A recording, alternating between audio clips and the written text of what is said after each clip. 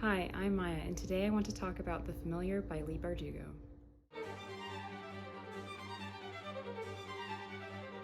So first of all, I really enjoyed this book because it's a Leigh Bardugo book. Obviously I'm gonna like it because I love everything she writes. But I also love that it was very different from all of the other Bardugo books that I've read. It has a completely different setting. It's not urban fantasy like Ninth House and Hellbent. It's not YA fantasy like the Grishaverse. It's just its own thing. It's set in a historical setting during the Spanish Inquisition, and it was fun to learn a little bit more about that era. The main character is Lucia, and she is a scullery maid, and she has some magic abilities, just little things that can help her make her labor easier. She can make burnt bread not burnt anymore. She can lighten heavy loads that she has to carry. She can just do a lot of little small tasks that help her. But one day, the woman that she works for realizes that Lucia has power, and then we go from there. Lucia's love interest is a mysterious magical man named Santangel, who helps Lucia understand her power and strengthen her power. He helps her train for this tournament that she has to enter. She is competing against other magical people to earn the title of the King's Champion. So she is competing to be able to work directly for the King of Spain to help him with his wars and his other endeavors. And so the big thing about Lucia and about Santangel as well is that they are both crazy ambitious. Like, they have huge dreams for the future, and they can never be satisfied with what they have. That's so important to their characters, the main drive behind all of their actions throughout the whole book. I have a lot of different thoughts about the book. I don't think I'm going to go in any particular order, and I think it's kind of going to be all over the place, but that's just how I'm feeling because I just recently finished this book, and I kind of just want to get it all out there, everything that I'm thinking and feeling about this story. And it's one of those stories that just hangs around your head after you've read it. Like, I just can't shake the world from my head, and I keep thinking about just this mysterious magical world that Leigh created. It's very unique from her other stories and very unique in general compared to all the other books that I've read. So I really enjoyed it. I really recommend it. And now I'm just gonna kind of word vomit everything that I'm thinking. So first of all, I love the love story between Lucia and Santangel. I think they are really good for each other because they're both so ambitious, and they are both survivors, and they do what it takes to survive. And I really love how they are equals. They are partners, and at first it doesn't seem that way because it's like teacher and student. It doesn't seem very equal. But as time goes on, they are very clearly equals. And I love how they save each other multiple times in more ways than one. Physically, but also spiritually, emotionally, all the ways. One thing that's a little frustrating to me as a reader is that I feel like Lucia didn't use her powers enough because they started off really small, just little household things.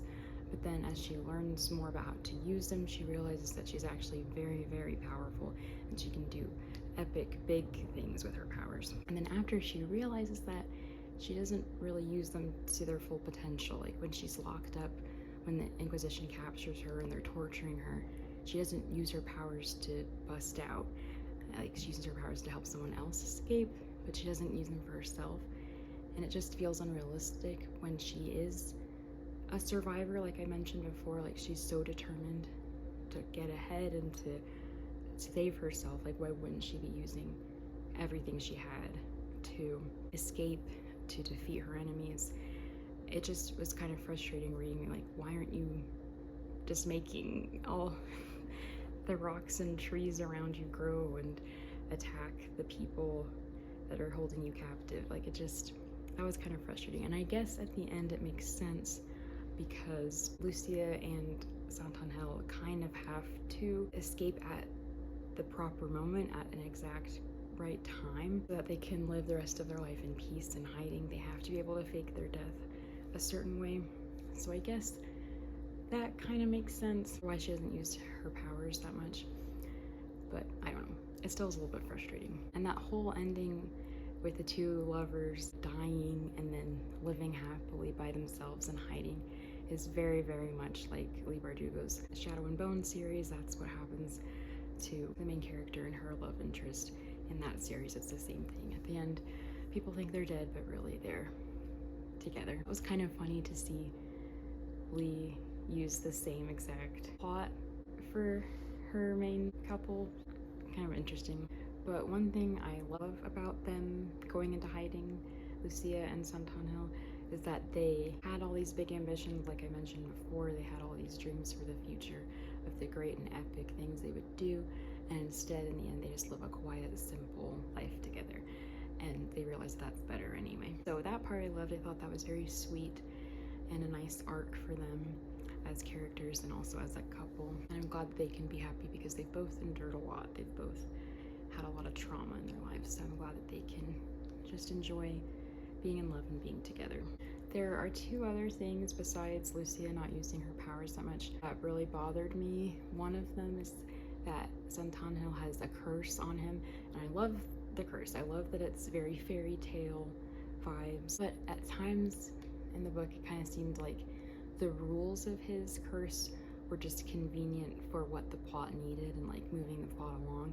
And I'm not saying that's a bad thing, because again, it feels like a fairy tale, and that happens all the time in fairy tales. But I guess it just felt a little, it kind of just took me out of the story a little bit a few times, not the whole time, just a few times when something would happen with his curse that it would be like, oh, the author needed to do that to make this happen. But yeah, I mean, like, I get it and I understand why.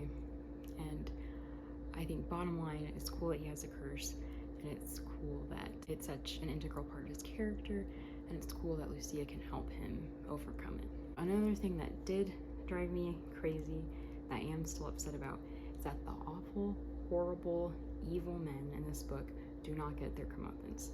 Like, they do not get punished, and it makes me really, really mad, because the whole book, they're just doing awful things to the women around them, to the people around them, and I just, the whole time I'm like, okay, in the end, they're gonna have to face the music, right? But they don't. And I guess that's Leigh Bardugo's way of being realistic, right? That's how life works most of the time. Throughout history, men have gotten away with horrible, awful things and haven't had to pay for any of it. So I get it, especially because it is a historical context, right? It's during a time period that actually happened in Spain, and Leigh Bardugo's talking about, you know, all of the issues with the Inquisition, with monarchy, patriarchy, all that. So I get all that. But at the same time, I'm like, it's a fake novel, so can't we just have what we want for once? Can't we just have some punishment for these awful people?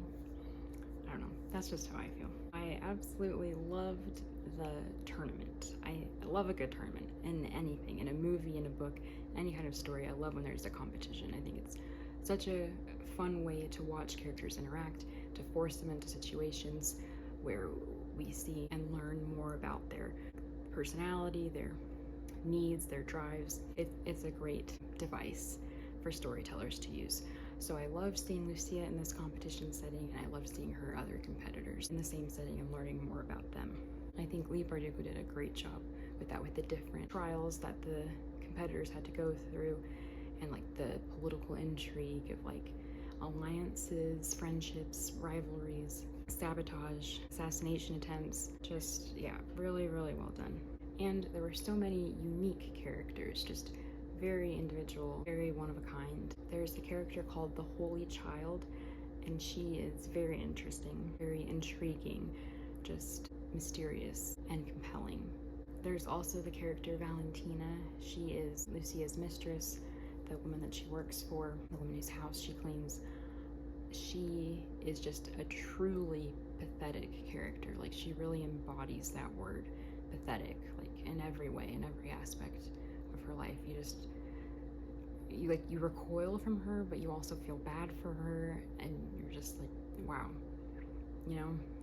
So she's very interesting, because you start out hating everything that she does to Lucia, the way that she abuses her and mistreats her, but then when you realize more about her parents and her husband and her just really pathetic life, you just feel bad for her. Yeah, her relationship with Lucia, the way that they end up respecting each other in the end, and the way that Lucia forces Valentina to reassess her way of life and the class system and just the whole way that their society works. She learns so much about compassion, about what she wants as a woman, as a person, instead of just settling for whatever she's told that she should want and have. Very, very interesting character.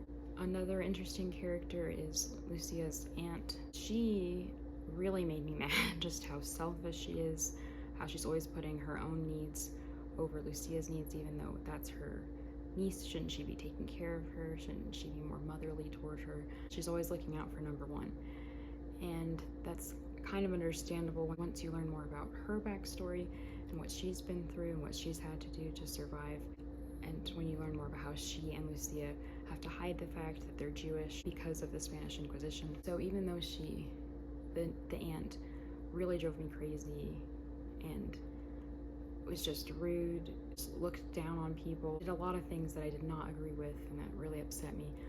But at the same time, I just have to admire her and her ability to survive. Like, she truly is the embodiment of the word survivor. She does what needs to be done, and you have to give her credit for that. It is impressive, all the different things that she has survived because of her wiliness and her tenacity and just her determination to make it out alive. Although in the end, but she goes down fighting. That's another thing to admire about her. Till her last breath, she's still a fighter. So overall, a really good book. And as always with a Leigh Bardugo book, I'm just left wanting more. I just want to keep learning more about this world. I just want to keep going with Lucia and Santangel. I just want to see them being in love and being happy after all the crap they've gone through. And I want to see how they use their magic or don't use their magic. And I want to learn more about the side characters, like the Holy Child. I still want to be in this world. I still want to learn more about the political intrigue and drama with the king and the secretary and all of it. I just want to keep learning more, and I would love if this turned into a series. I don't think it's going to, but I would love to read more books set in this same world. I think that could be fun. If it's like a spin-off with other characters or something. Leigh is just so good. She's good at what she does, and I'm grateful that I got to read this book. So that was probably all over the place, but I just had to get it all out there. Thank you so much for watching.